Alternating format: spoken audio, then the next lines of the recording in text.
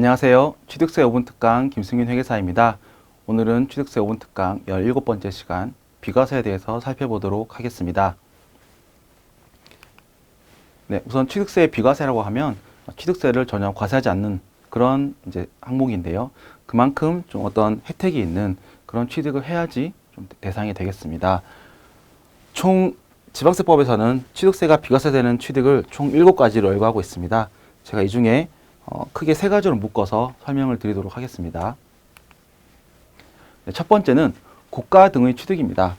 네, 국가, 지방자치단체, 지방자치단체 조합, 외국정부, 그리고 주한국제기구의 취득에 대해서는 이들이 취득하는 것은 이제 취득으로 보지 않습니다. 그래서 취득세가 과세되지 않습니다. 이 취지는 일단 국가 등이 취득한다면 결국 국가가 취득한 그 세금은 결국 지방자치단체로 가게 될 텐데 이러한 것에 행정적인 낭비를 하기는 좀 아깝다라는 취지에서 비과세를 적용하고 있고요. 두 번째, 외국정부. 제가 아까 말씀드린 외국정부에 대해서는 좀 다른 혜택을 적용하고 있는데 보시면 외국정부는 이 대한민국 정부가 외국에서 취득하는 것도 비과세 혜택을 받습니다.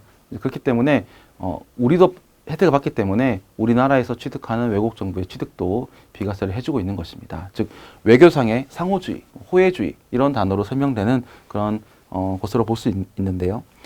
그런 의미에서 이제 비과세가 제외되는 것은 이 대한민국 정부기관의 취득에 대해서 과세하는 그런 외국 정부에 대해서는 우리 역시 과세를 합니다. 이럴 경우에는 외교상의 상호주의를 적용할 필요가 없기 때문인데요. 그래서 이런 것을 제외하고는 국가 등의 취득은 비과세를 적용하고 있습니다. 네, 두 번째, 그리고 또 역시 국가가 들어가는 건데 국가 등의 귀속 또는 기부 체납이 되는 취득입니다. 아마 취득세 비과세 규정을 한 번이라도 접해 보셨으면 아마 이 규정이 가장 많이 보셨을 것 같은데 국가, 지방자치단체, 그리고 지방자치단체의 조합. 그래서 요 세 가지를 통틀어서 이 법 조문에서는 국가 등이라고 표현하고 있습니다. 저 역시 이번 슬라이드에서는 국가 등으로 설명하겠습니다. 이 국가 등의 귀속, 그러니까 국가 것이 된다. 그리고 기부 체납, 우리가 기부해서 국가가 그것을 승납한다. 그런 어떤 의사표시를 가진 그런 행위, 기부 체납, 그리고 사회기반 시설에 대한 민간투자법 제4조 3호에 의한 방식, 이것에 의해서 취득하는 부동산과 사회기반 시설은 비과세를 하고 있습니다. 네. 이 취지는 이제 이런 것은 국가에 이제 도움이 되기 때문에 좀 비과세를 하는 것인데요.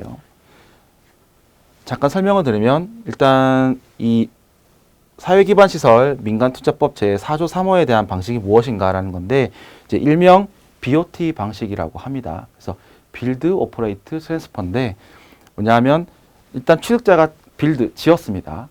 그리고 바로 주지 않고 오퍼레이트 운영을 하고 있습니다. 그리고 일정 기간 동안 운영을 하고 그리고 나서 국가에 트랜스퍼, 즉 주는 것입니다.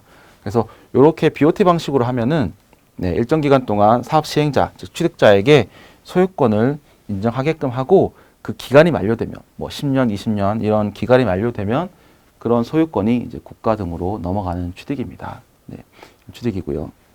두 번째로 이제 사회 기반 시설이라는 게 나오는데 이 사회 기반 시설은 각종 생산 활동의 기반이 되는 그런 시설, 그 다음에 그런 시설의 효용을 증가시키는 그런 시설들 말하고 별도로 정의하고 있습니다. 보시면 이 사회 기반 시설에 대한 민간투자법이라고 해서 일명 민간투자법이라고 하는데요. 이 정의를 보시면 각종 뭐 생산 활동이 기반이 된다 이런 시설들, 뭐 도로, 철도, 항만, 하수도, 하수 이런 어떤 공공시설적인 성격이 있는 것들은 비과세를 하고 있습니다. 가장 중요한 취지는 일단 이러한 시설은 국가가 다 취득하려면 그 예산이 부족할 수 있는데 이렇게 민간에서 취득해서 국가를 준다면 국가의 재정에도 도움이 되고 또 그런 취득까지 취득자에게 과세한다는 것은 좀 형평이 엇나기 때문에 이런 취득은 비과세를 해서 취득자의 그런 취득을 좀 도모하고 있습니다. 때문에 이제 비과세가 제외되는 항목이 있는데요. 첫 번째 보시면 국가 등의 귀속을 조건을 이행하지 않고 타인에게 매각 증여하는 경우입니다. 즉 우리가 국가에게 주겠다라고 하고 취득세를 비과세 받았는데 나중에 이것을 증여한다면 그것은 형평에 맞지 않기 때문에 비과세를 적용하지 않고 있습니다. 두 번째로 국가 등의 귀속 등의 반대급부로 국가 등이 소유하고 있는 부동산 및 사회기반 시설을 무상으로 받거나 그런 제공받는 경우에는 대상이 되지 않습니다. 즉 내가 오로지 어떤 혜택 없이 그냥 오로지 내가 국가에 뭔가 줘야 되는데 이런 반대급부가 있다. 그래서 내가 이것을 줌으로써 내가 반대로 이익을 얻는 게 있다. 그런 게 있다면 굳이 그런 것까지는 취득세를 비과세하지 않겠다는 겁니다. 네. 있고요.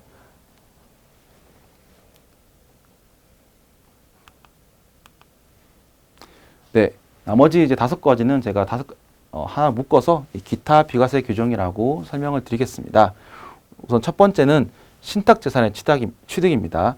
신탁이라는 것은 뭔가 누군가에게 내 재산을 맡겨서 관리하게끔 한다는 건데요. 이 신탁은 신탁법에 따른 신탁이어야 하고 단순히 어떤 개인 간 신탁 이런 게 아닙니다. 그래서 신탁법에 따른 신탁으로서 신탁 등기가 이제 병행되는 건데, 네, 그 병행되는 것만 해당하고 그리고 그런 것 중에서도 다음 중 어느 하나에 해당하는 것입니다. 뭐냐면 위탁자, 즉 맡기는 사람으로부터 수탁자, 받는 사람에게 신탁재산을 그냥 이전하는 겁니다.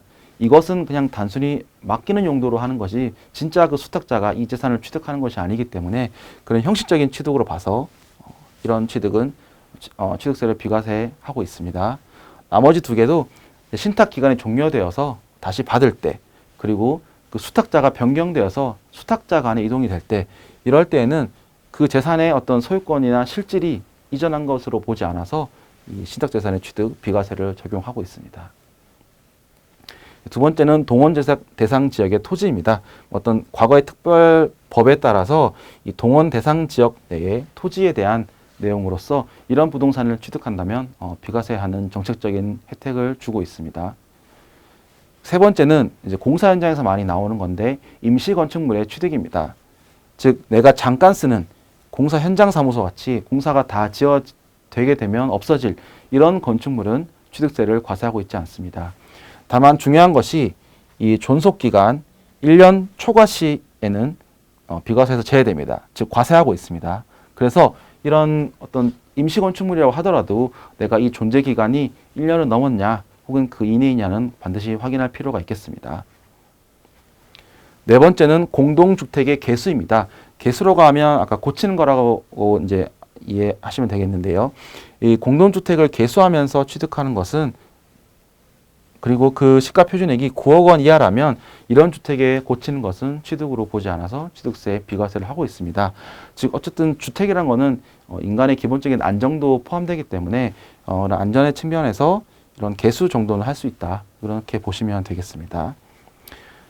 다만 이제 그 단순한 개수여야지 우리 건축법상에서 대수선, 즉 뭔가 리모델링 이런 것처럼 큰 수선은 별도의 취득으로 봐서 취득세를 과세하고 있습니다.